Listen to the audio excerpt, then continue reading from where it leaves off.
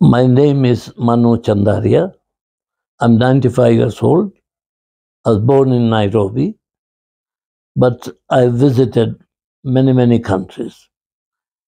First part of my life was between Nairobi and Mombasa until I was about 10-year-old, 11-year-old. Then I spent 4 years in Jamnagar.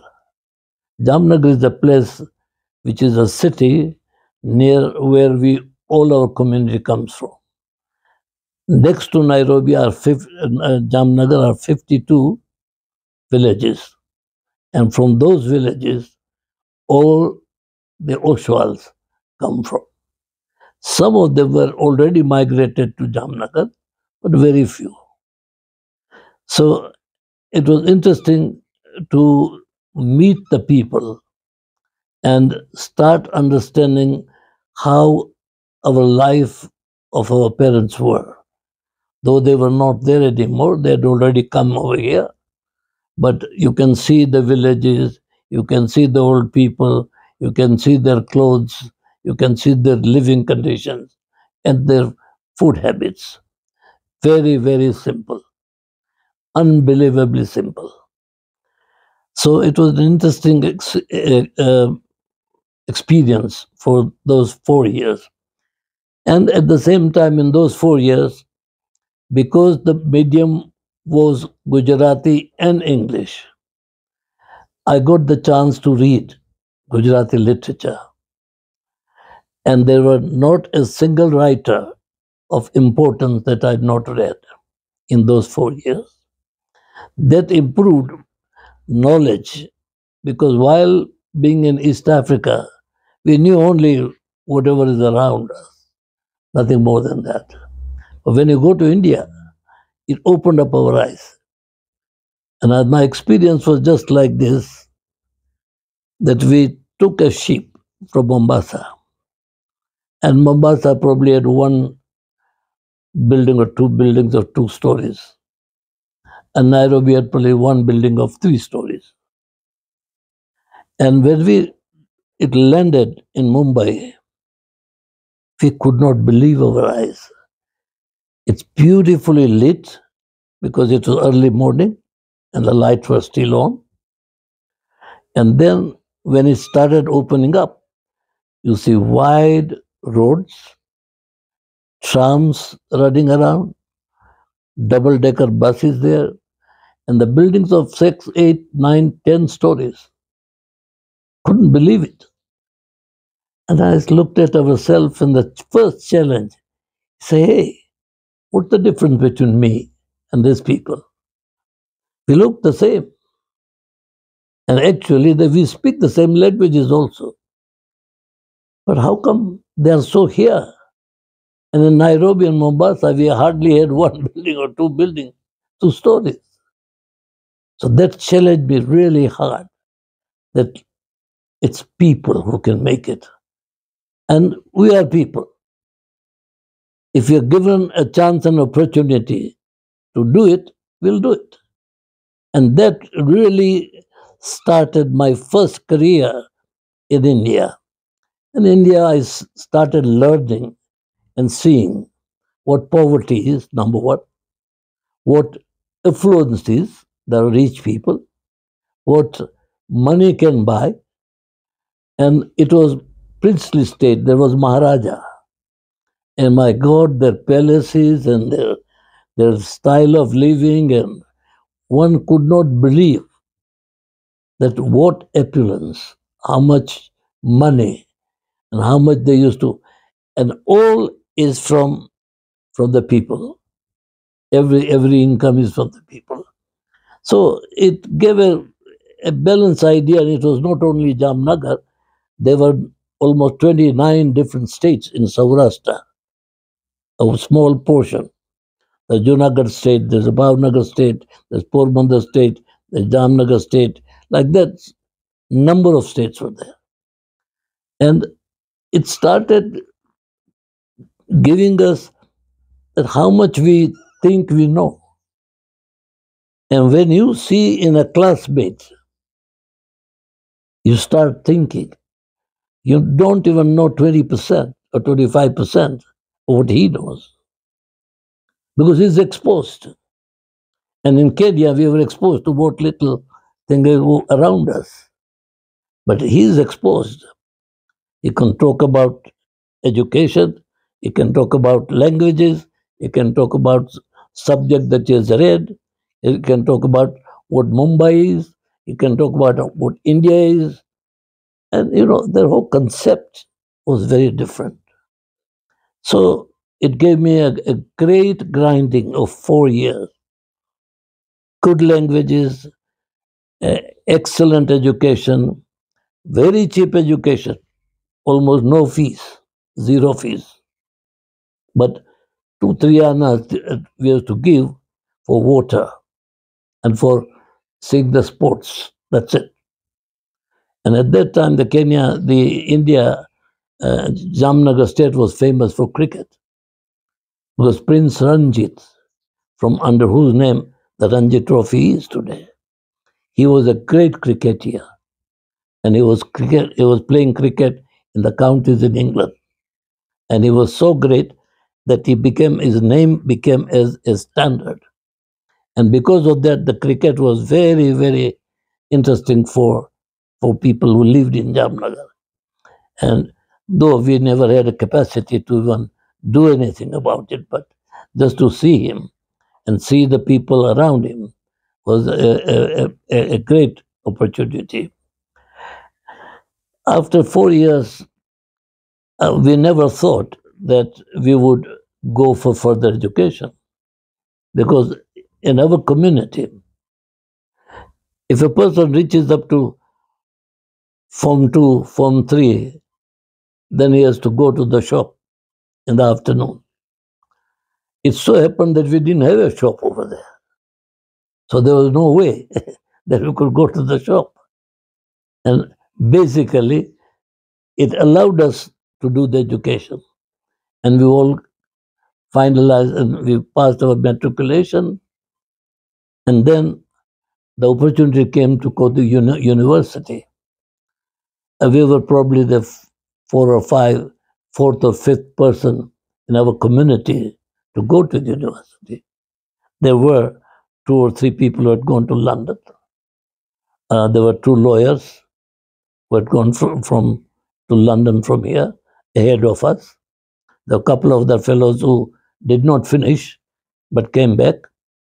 And we were probably the first or the fifth or sixth of the graduates that came out.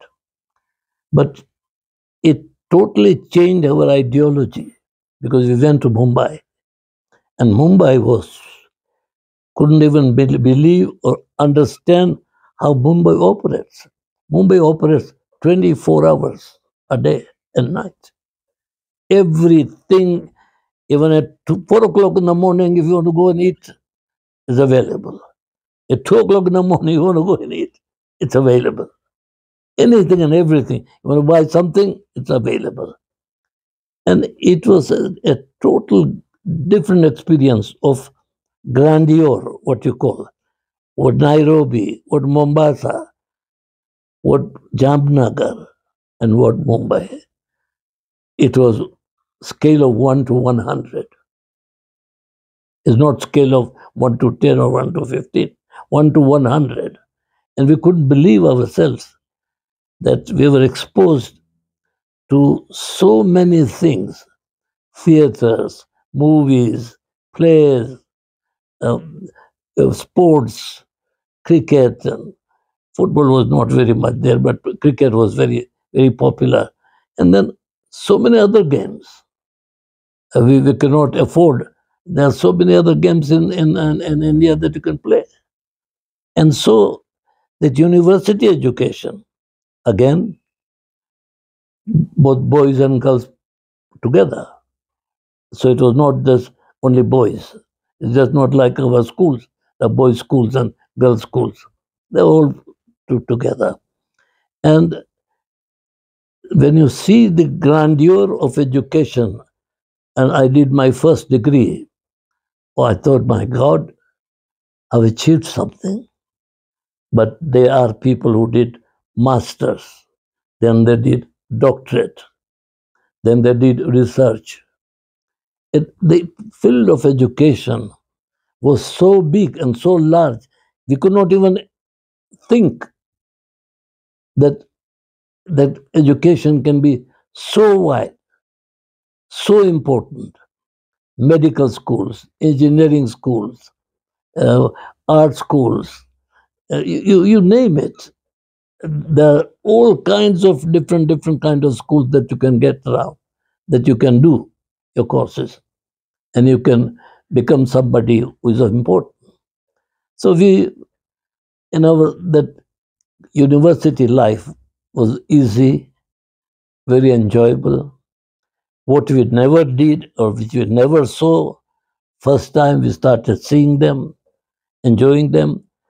But one thing that we had to be very careful, and that was the most important part in our life, is to remain within limits, nothing above limit. We never went out of limit on anything. People start smoking, people start drinking, people start running around. We were very, very disciplined. And during that period, why we were so disciplined was that Mahatma Gandhi was an influence in India between 44 to 48. That was the time when he put up a slogan, Quit India Movement. That is the time when he told the Britishers, we do not want any discussions, we do not want any negotiations. All we want is please leave our country. Now, nobody has told Britain, who ran our country for 150 years, of India, that go. That's all we want. And the man was so popular with a half a dhoti, nothing on the top, and traveled all over India, an advocate all over India. And people started following him like nobody's business. And we, as the students, were the biggest assets. The older people were there, but we were the biggest asset for them. And so we learned Gandhi. We understood his philosophy, that how much one can do for one country. It was unbelievable impact on us. The simplicity of that man made us to wear khadi.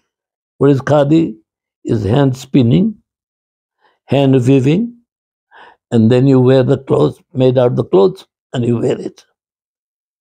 We, being Gandhian, every day to spin, our total, and then we give the strings to people to make a weaving and a cloth, and then once the cloth is ready, or we exchange the cloth against that, and we prepare, and the total, we had two pair of pants, three shirts, three sets of underwear, one sock.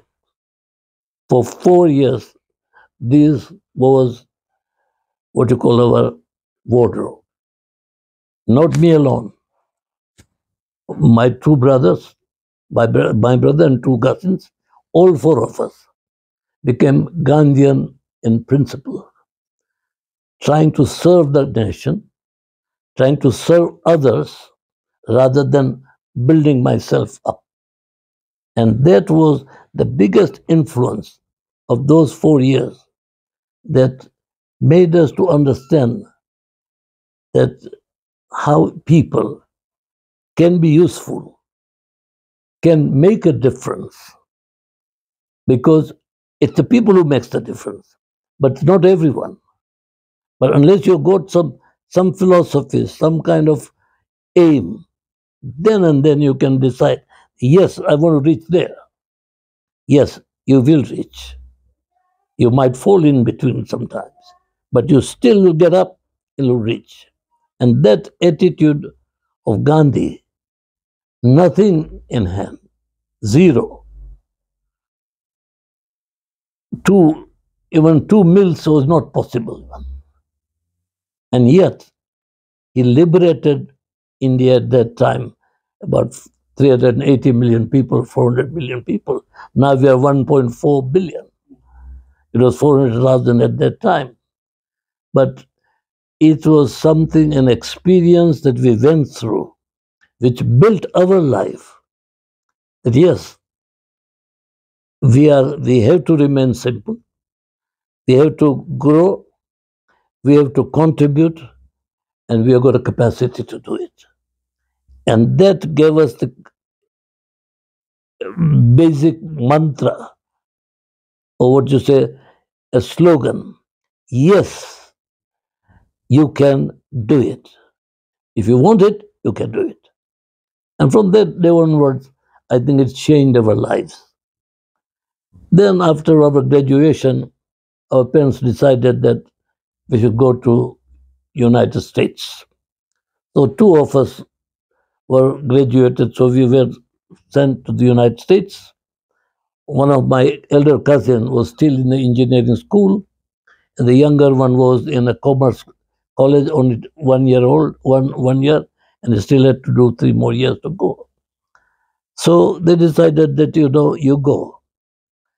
So I went away to study engineering. And I had an option of joining 2, 3 universities.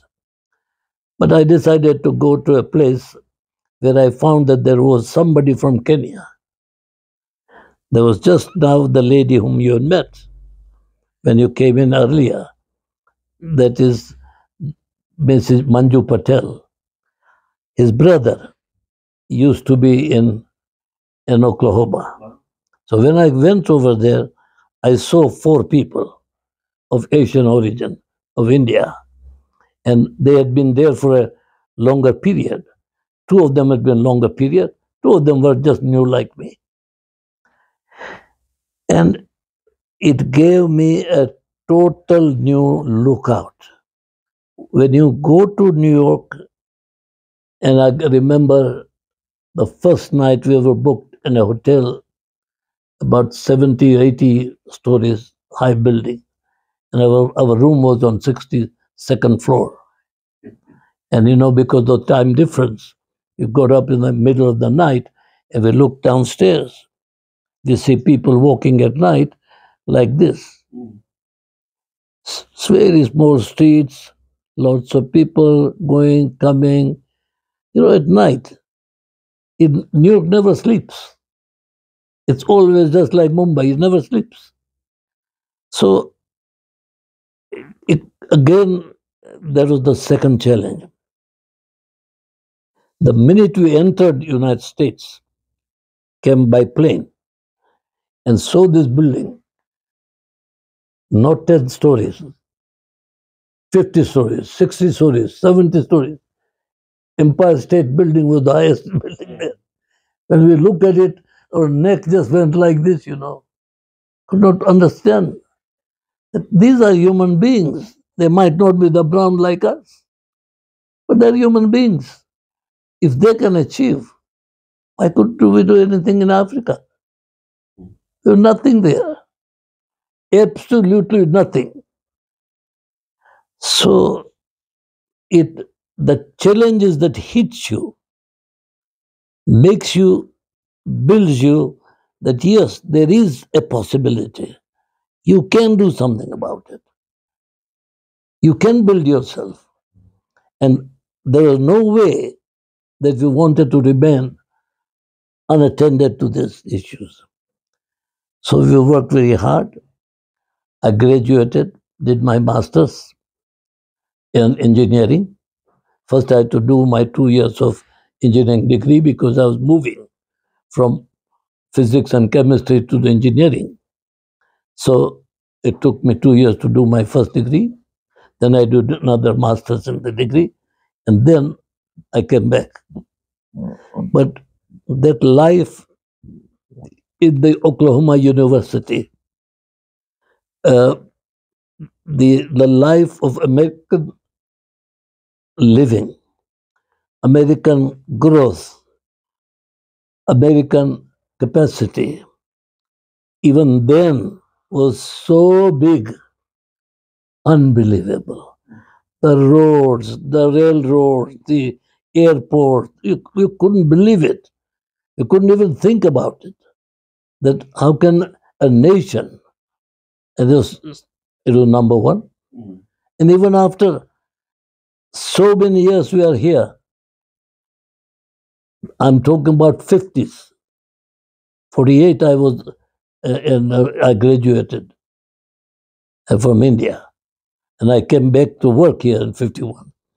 So in 50, so today we are in 23 years back, 73 years, it is still number one. Why? And I kept on asking, all the time. It's human endeavor, human capacity, human way of how it can be done. And determination, achieving the goal, want to achieve the goal. There is no other shortcuts. No shortcuts of hard work, honesty, integrity, and honesty of purpose. Everybody talks about honesty, but not purpose. Means if I had to do this work, I would be doing that work honestly. I'll not just pass my time. And so I think that what you I learned from America, that people can grow, people can become someone. If America has become someone from nothing in 200 years, then all the chances for all the countries in the world to come up. And so this was something which was a strong impact on me. I traveled throughout America then. I couldn't believe myself that how much ability, how much transportation, how much road network that they got is unbelievable. Okay. Yeah, okay.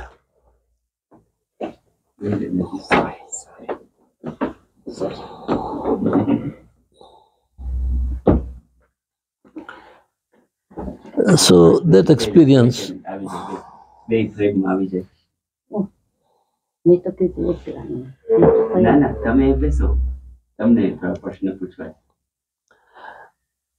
This is Aruna, my wife, of 69 years of marriage. And we live together and we got 2 children, one boy and one girl. One boy lives in Singapore. Yeah.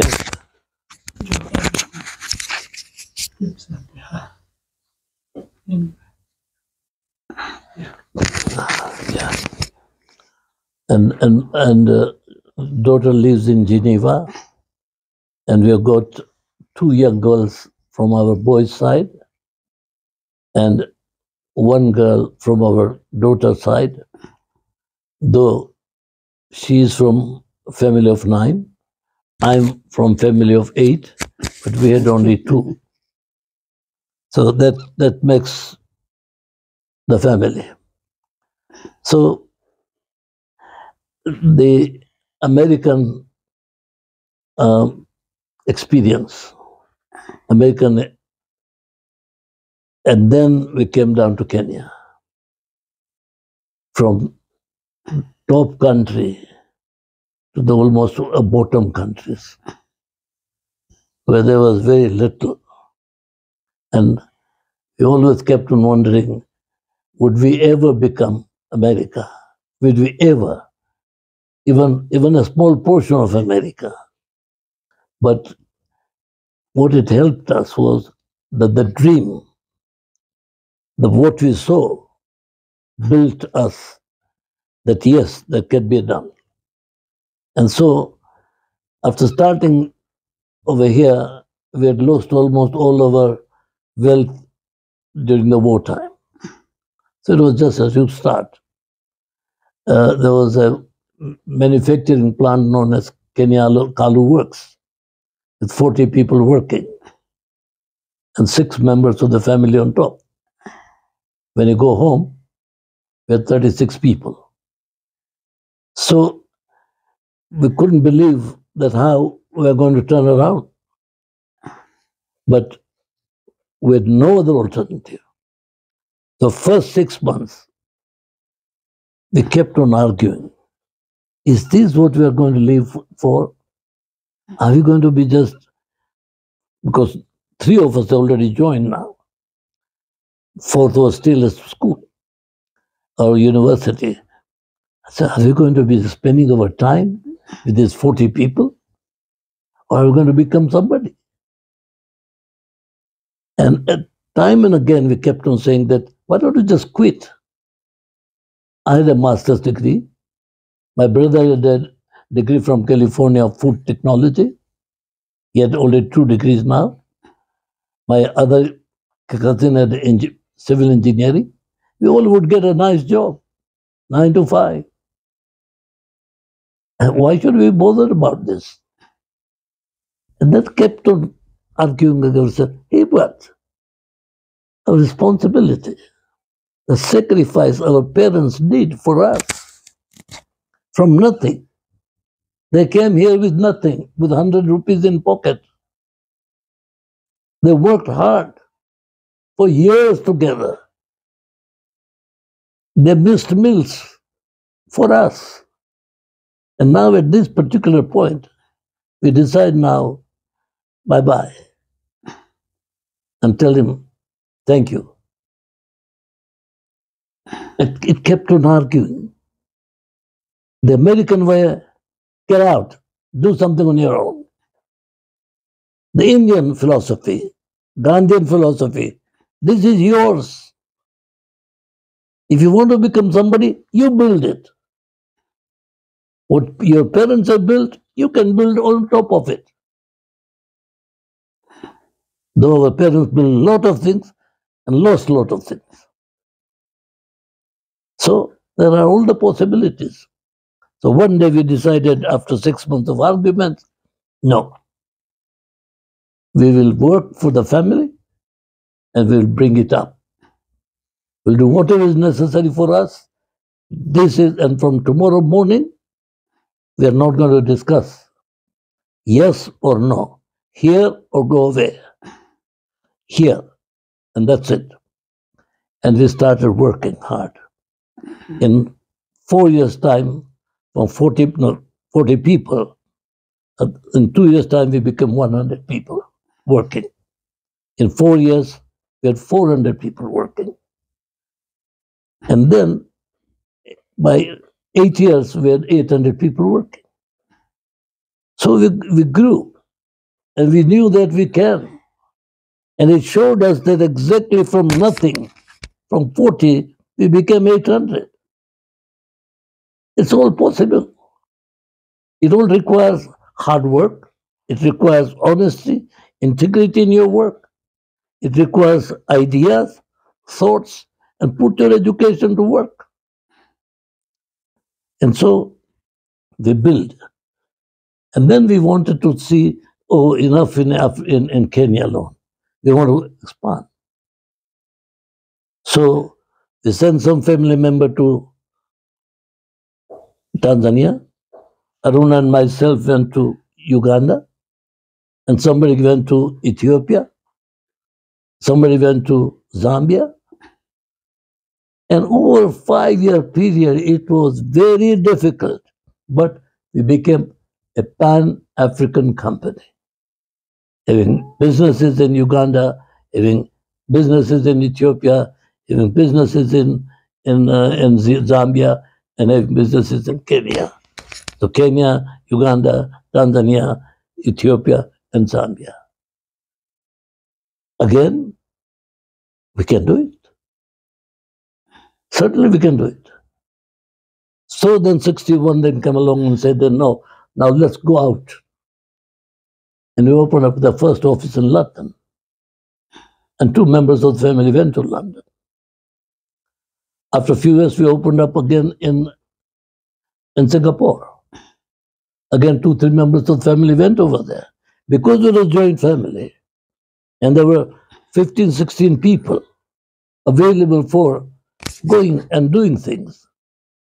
We pushed. And another 10 years, we become an international company. Because from London, they started investing in London, in Europe, and all over the place. We started from Singapore, we started in Malaysia, in Indonesia, in Thailand, in Singapore itself, and went to China. So it spread. Now we are in 35 countries. So the whole question is, what does it take? All it takes is vision, number one. Number two, hard work. Number three, honesty of purpose. Honesty, yes. Integrity, yes. But honesty of purpose for the work that you're doing, that you're honest to it. And so we grew in all fields. And that was one part of our growth.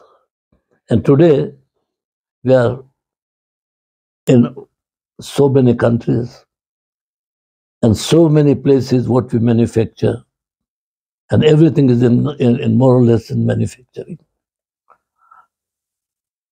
Now, what is the responsibility of a person who does well is to look after the weaker portion of your society. And that is the Indian philosophy of giving. And so, very early in our life, when we didn't have any wealth, we went to our parents and said, Papa, how about creating Chandaria Foundation? He looked at me. I was one of the spokesmen. He said, something wrong with you? I said, what's wrong with me? He said, you lived too long in the United States. I said, Papa, I lived 3 years in the United States. He said, but you know, we are not Rockefeller. We are not Carnegie. We are not Ford. We've got a big hole here. And 36 people at home. Fill it up. Then let's talk. Not now. Come on, get to work. I said, Papa, all we are asking you is to create a foundation. We know we don't have the money. And so when we don't have the wealth, these good ideas come.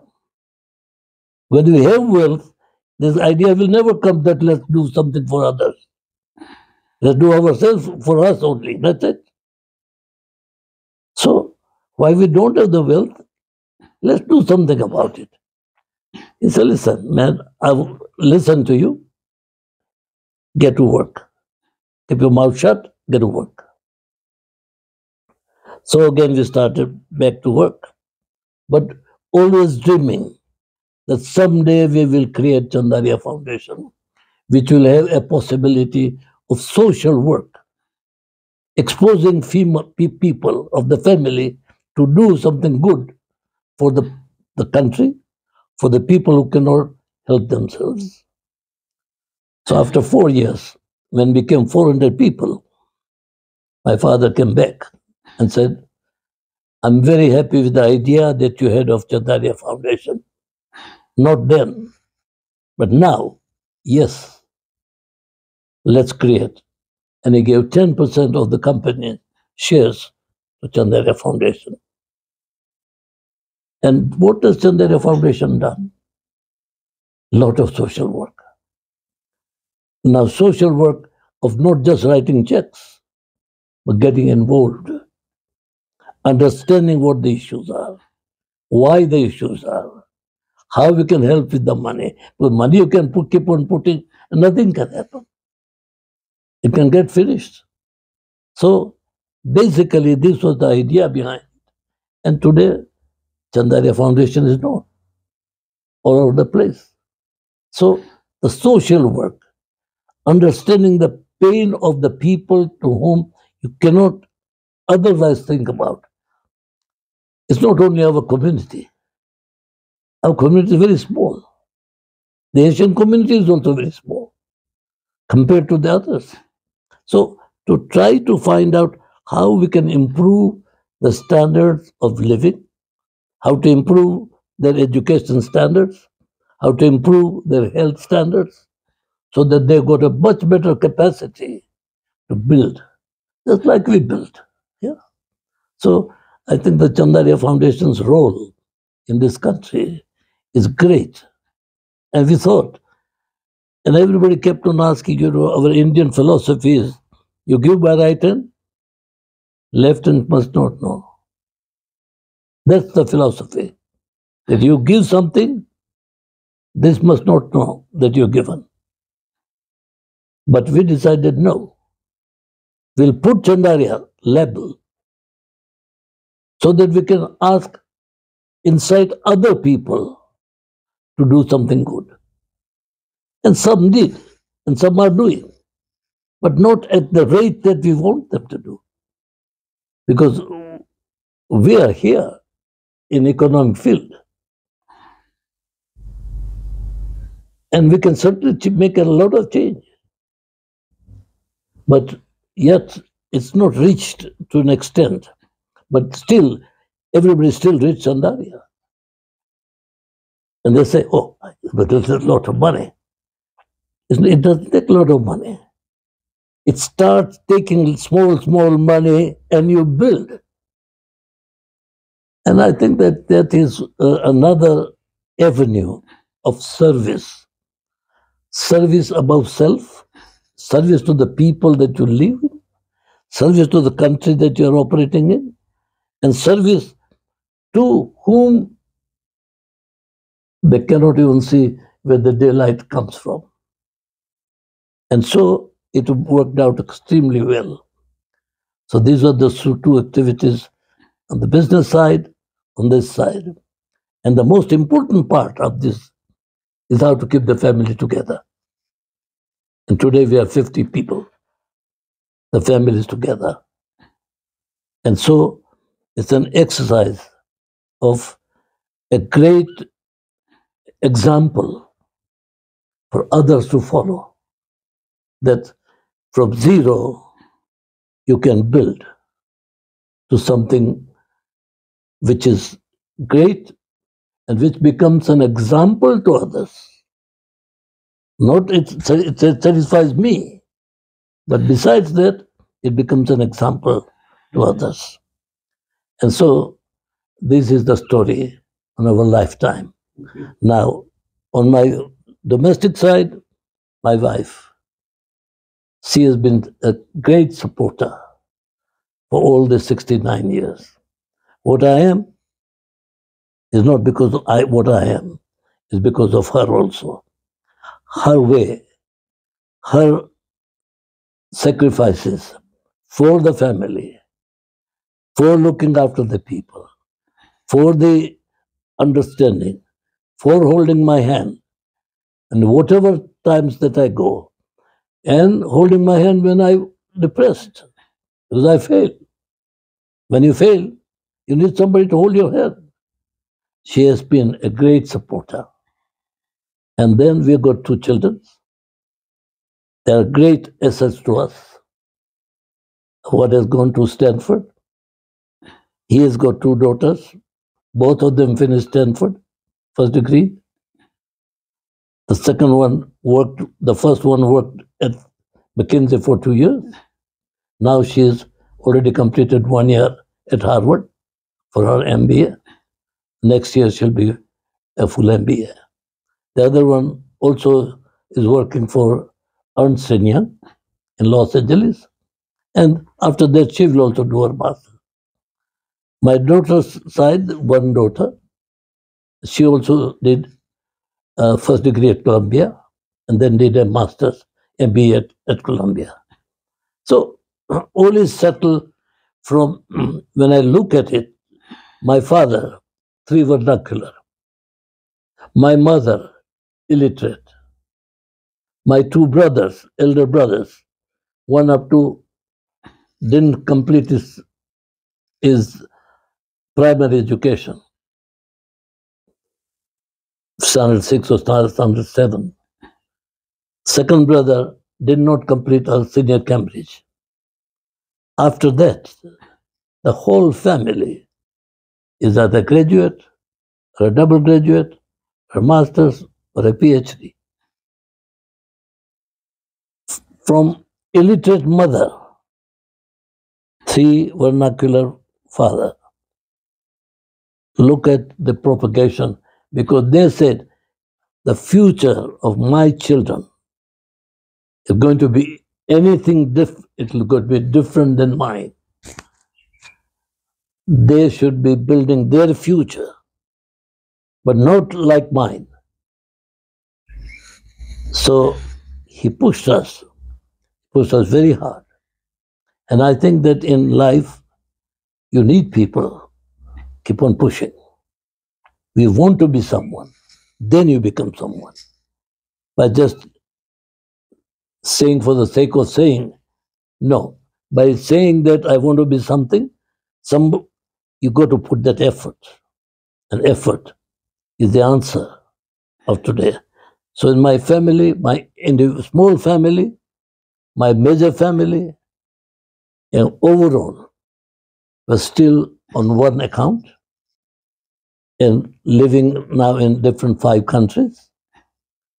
Some lives in Kenya, some lives in Geneva, some lives in London, some lives in Toronto, some lives in Singapore. But yet is together.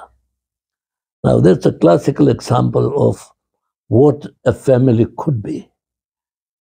Some part might be some family might excel in something else, but to excel in all, keeping the family, building the businesses, creating the wealth, not going into your head, using the wealth at the right places and good places is something which is very, very difficult.